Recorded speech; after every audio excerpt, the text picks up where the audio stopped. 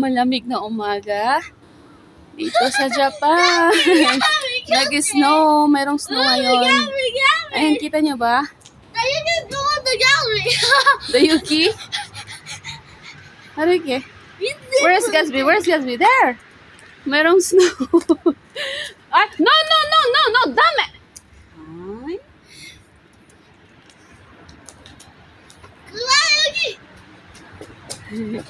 Mayroong snow ngayon. Kaya pala lamig-lamig.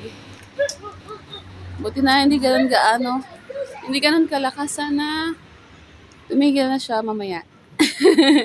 Maganda guys makakita ng snow, pero kapag yung dito ka or sa lugar ka, I mean, ano ba? Ano pinagsasabi ko? Kapag nakatira ka sa lugar na nag-i-snow and hindi ka sanay sa malamig, hindi mo mai-enjoy ang snow. Hindi mo siya mai-enjoy kasi sobrang lamig guys talaga. Yan. Kahit yung asawa ko Japanese siya, pero never niya na-enjoy ang snow kasi sobrang lamig. Mas malamig pa kaysa sa loob ng freezer. Ayan. Ang lamig. Ay, nakita nyo ba?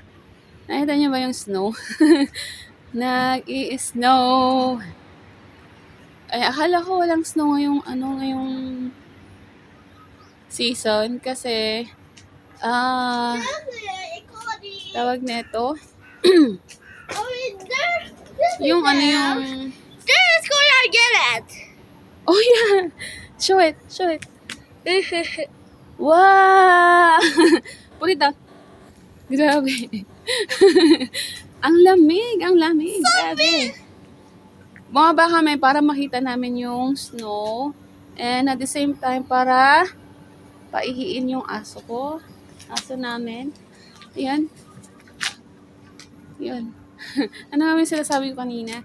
So yun nga, kapag nakatira ka sa lugar na sobrang malamig, actually hindi mo naman may enjoy ang snow.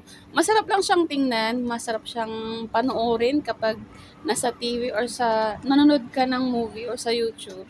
Pero sa totoong buhay guys, sobrang lamig. Hindi mo may enjoy. Hindi mo talaga siya may enjoy. Ayun. Depende na lang siguro kung talagang gusto mo ng